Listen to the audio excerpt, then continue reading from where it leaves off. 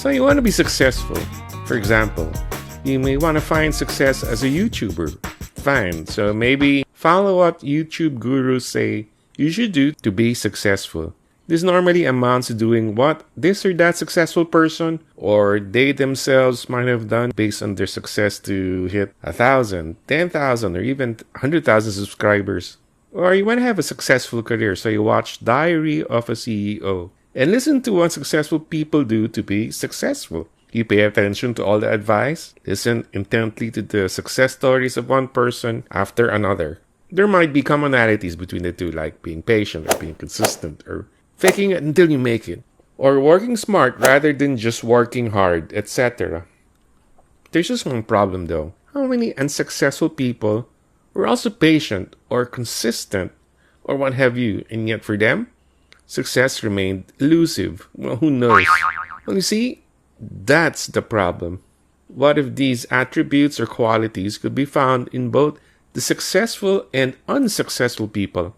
These might be important, yes, but may still not be the final determinant of success if so. And therefore, even if you follow the advice, you won't necessarily find success because even unsuccessful people also do them. So you're effectively drawing the wrong conclusions from bias sampling. Welcome to the world of survivorship bias. Survivorship bias is the logical error of focusing only on the winners, those that survive the process, while ignoring the losers, those that failed or disappeared, then drawing conclusions as if the survivors were representative of the whole group.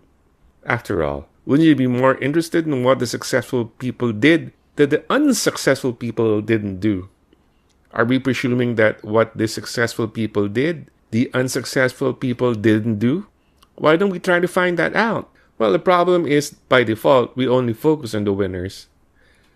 Back when I was teaching in the university, part of the class activity was to do mock trading, wherein the class was supposed to apply all the lessons they have learned in previous courses in investment analysis, portfolio management, statistics, finance, quantitative analysis, etc. And they do this very well. They apply their skills and come up with very good analysis, and therefore, their investment recommendations and strategies look very strong on the surface. But invariably, they always look at the universe of existing stocks now, then backtested their data to look at how those stocks performed and came up with recommendations based on these analyses. What they didn't do was use the universe of stocks from 10 or 20 years ago and apply their proposed strategies to that sample to see if their strategies work on real backtesting, not biased by survivorship. Why did this always happen? 100%.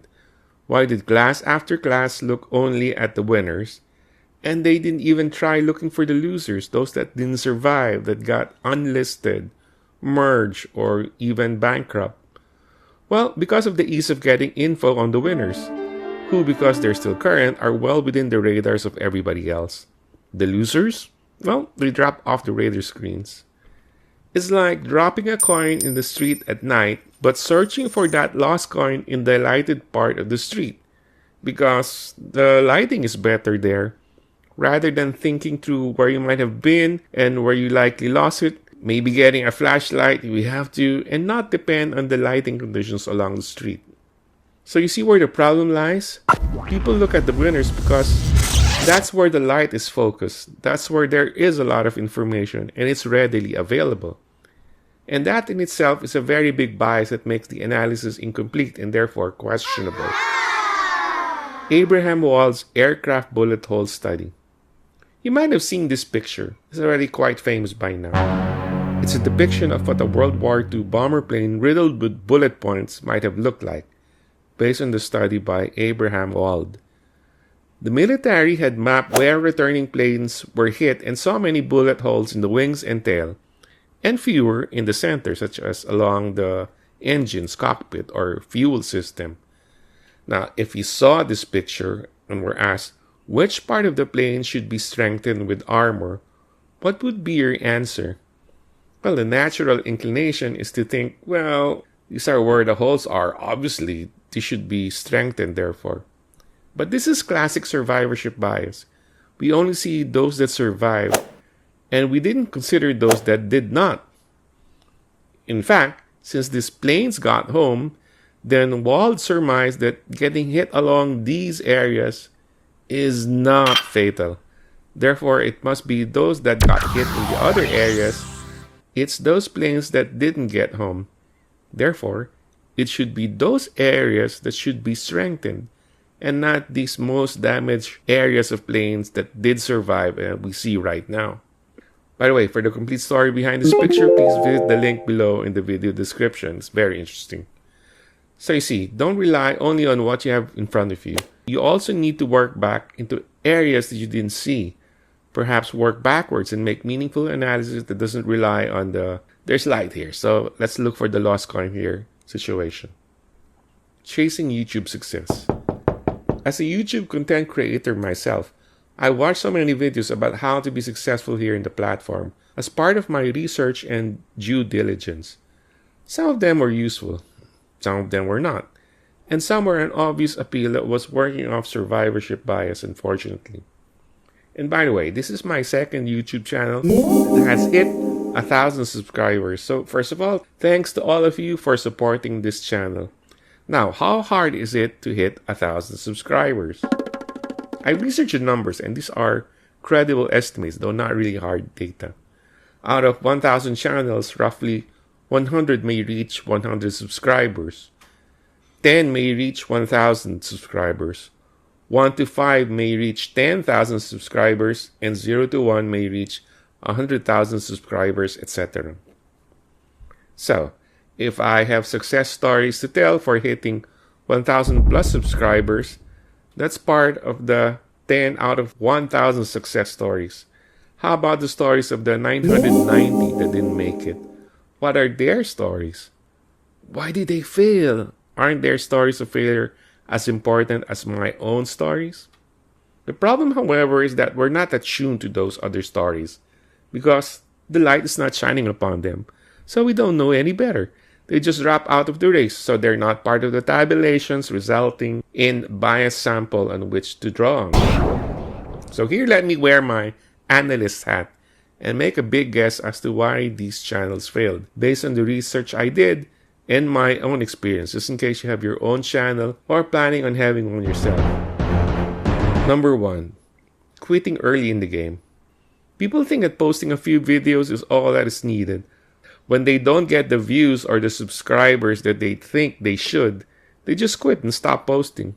So quitting early is the biggest reason as far as I can glean. Number 2, not having a long-term plan, posting videos willy-nilly, chasing views, or focusing more on what interests you as a content creator but not on what your target market actually may want to see. And by the way, yes, I've had some success being able to hit 1,000 subscribers for 2 different channels. But that's not the complete story. I've had 2 previous channels as well, where I completely failed. So my success rate is actually 50% using this metric, not 100%. And I confirm from experience that quitting early and having no long-term plan caused my previous failure. For the first channel that I was able to bring to 1,000 subscribers, I actually abandoned the channel for a while because it looked like it was going nowhere. After around 6 months, I eventually started reposting, and I was able to eventually hit more than 1,000 subscribers within 6 months. But by that time, I had lost momentum, viewership, and watch hours. And mind you, it took me 1.5 years to reach that milestone, whereas had I just continued despite the lack of encouraging signs, I could have hit it in 1 year. For the second channel that failed, I took a year off, or maybe even more. Then went to start a new channel, this channel, with a new approach and a better plan. But I could have done that with the old channel using the new approach and plan without taking a 1-year break. After all, I came back with the same old set of skills as before, and I was still more or less sticking with the agenda I originally had. But with this new channel, I didn't stop. Even though at the start, the new channel was getting the same market reaction as the old one that I abandoned. It was the same tepid response, and it was soul-crushing failures as before. And yet, I persevered. Well, anyway, going back on topic, I hope I was able to communicate the idea It's important to avoid sampling bias, in this case, survivorship bias. Also check out our previous video about sampling bias. Check out the video description below for the link. It's an interesting study on bias and how it affects real-life situations. Fixing the bias. So, does this mean you should stop watching success stories because of the bias? Hardly. At the very least, there's a behavioral issue at stake here, the motivation to succeed. We're all human after all, and sometimes we need that extra lift to keep on going. The success stories provide that lift. That's why people watch them in the first place. They want to be encouraged and they want to be inspired. But still, be careful. So, some tips are in order at this point. Number 1, treat each video you watch, each story you hear as one episode, one case study, not a universal formula. See what you can learn from it and if it's even applicable to you. Number 2, ask yourself, what role did timing, luck, privilege, and selection play in this outcome? Sometimes it's the lucky draw, or the network or connection that you built up, or that oddball idea out of nowhere, not generalizable or even repeatable, that made a difference. So learn to see that distinction. Number 3, balance the success stories with material that explicitly discusses failure, survivorship bias, and base rate statistics so you can keep the sample of success stories in perspective.